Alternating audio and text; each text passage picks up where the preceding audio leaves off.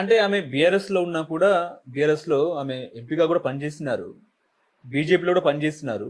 ఆమె ఏ పార్టీలో తిరిగినా, ఏ పార్టీలో ఉన్నా కూడా తెలంగాణ వాదాన్ని మర్చిపోలేదు అనేది చెప్తున్న పరిస్థితి. ఏం చెప్తారు సార్? భారతీయ జనతా పార్టీ మేము తెలంగాణ వాదులమనే అంటున్నారు కదా. ప్రధానమంత్రి తెలంగాణ నిర్ణయాల గురించి ఏమన్నా ఆయన రిపీటెడ్గా తల్లిని చంపి పిల్లను బతికించారని అన్నా, పార్లమెంటు తలుపులో మూసి నిర్ణయం తీసుకున్నాం. ప్రధానమంత్రి తెలంగాణ విషయంలో అసంతృప్తితో ఉన్నాడనేది అందరికీ తెలుసండి. ఇవాళ భారతీయ జనతా పార్టీ వాళ్ళు ఏ చెప్పినా లేదు ఆయన వేరే ఒక సందర్భంలో ఉన్నాడు, ఆయన తెలంగాణ మద్దతుదారే, సుష్మా స్వరాజ్ సపోర్ట్ చేసింది కదా అని భారతీయ జనతా పార్టీ వాళ్ళు చేసే వాదనలు వాళ్ళు చేస్తున్నారు. కానీ ఈమె తెలంగాణ వాదాన్ని ఎక్కడికి తీసుకెళ్ళిందంటారు? తెలంగాణ వాదం వదిలిపెట్టలేదంటే ఆమె తెలంగాణ కొరకు ఏం కావాలంటున్నారు? విజయశాంతికి తెలంగాణ విషయంలో, తెలంగాణ అభివృద్ధి విషయంలో, తెలంగాణ ప్రజల విషయంలో, తెలంగాణ వెనుకబాటు విషయంలో ఆమెకి ఏమి స్పష్టమైన వైఖరి ఉందని? విజయశాంతికి తెలంగాణ విషయంలో ఈ వైఖరి ఉంది, ఒక స్పష్టమైన వైఖరి ఉంది. తెలంగాణ వెనుకబాటుతనం కొరకని ఎక్కడైనా ఆమె పోరాటం చేస్తుంది అనేది ఎక్కడ అసలు మనకు అంత ప్రభావశీలంగా అంత మాట్లాడినట్టు ఎక్కడ కనిపిస్తున్నది?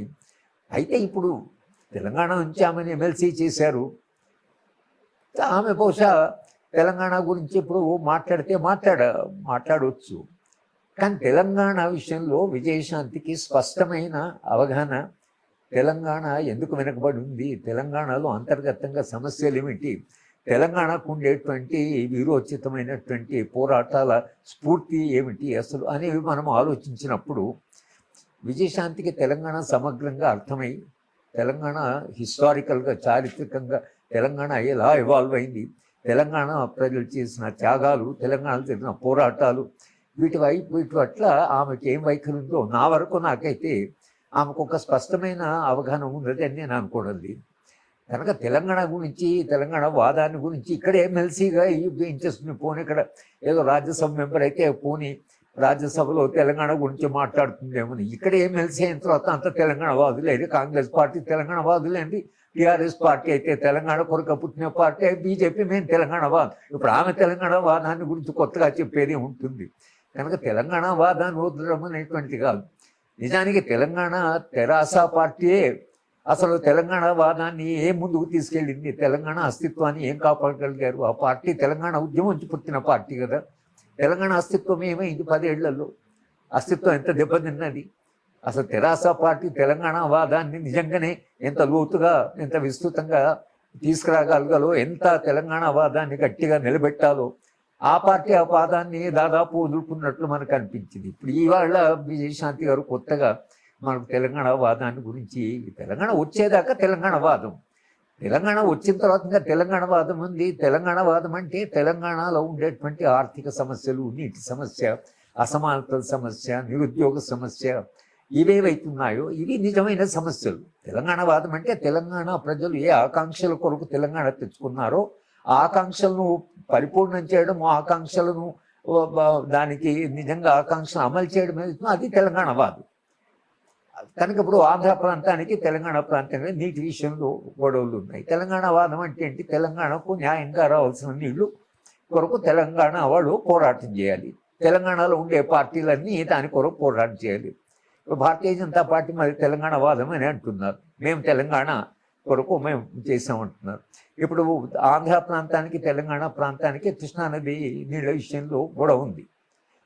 ప్రధానమంత్రి కానీ భారతీయ జనతా పార్టీ కానీ తెలంగాణ వాదం అన్నప్పుడు తెలంగాణకు న్యాయంగా రావాల్సిన కృష్ణానది నీళ్లు రావాలి అని నిజంగా భారతీయ జనతా పార్టీ జాతీయ స్థాయిలో ఆ స్టాండ్ తీసుకోగలదా? చంద్రబాబు నాయుడు వాళ్ళ పార్టీకి అలయన్స్ ఉంది, భారతీయ జనతా పార్టీ చంద్రబాబు నాయుడు మీద కొంత ఆధారపడి ఉంది. ఇవాళ చంద్రబాబు నాయుడు కాదని, ఆంధ్ర ప్రాంతానికి కాదని, తెలంగాణకు రావాల్సిన నీళ్లు మేము ఇస్తామని భారతీయ జనతా పార్టీ జాతీయ స్థాయిలో తన పార్టీ స్థాయిలో నిర్ణయం తీసుకోగలదా? కనుక తెలంగాణ వాదం అంటే మన దృష్టిలో అది విజయశాంతి కావచ్చు, ఇంకెవరైనా కావచ్చు, తెలంగాణ వాదం అంటే ఆంధ్ర ప్రాంతానికి తెలంగాణ ప్రాంతానికి ఉండే వివాదమైనటువంటి సమస్యలు ఏవైతున్నాయో, న్యాయమైనటువంటి సమస్యలు ఏవైతున్నాయో వాటి కొరకు జాతీయ స్థాయిలో పోరాడడం.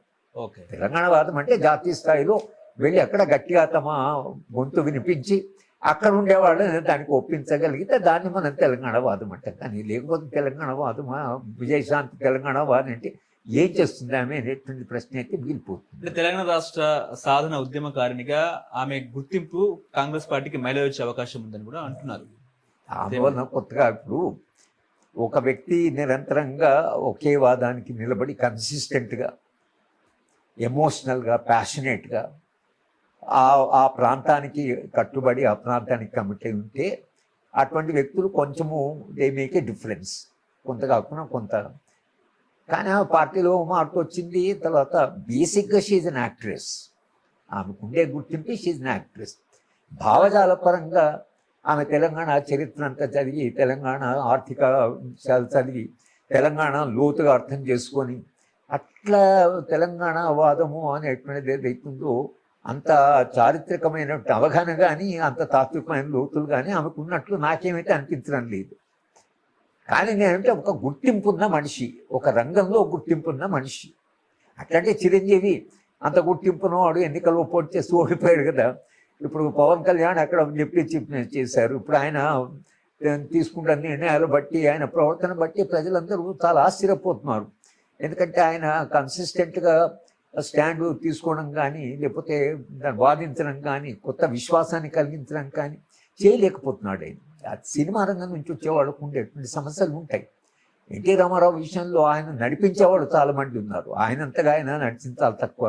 అటు రామోజీరావు గారు లాంటి వాళ్ళు, తర్వాత ఇటు చంద్రబాబు నాయుడు లాంటి వాళ్ళు ఆయన వెనక కొందరు ఉండి నడిపించారు. అంతవరకు ఎన్టీ రామారావు కొంచెం సక్సెస్ఫుల్గా అనిపించాడు మనకు. ఆయన ఓడిపోయాడు కదా.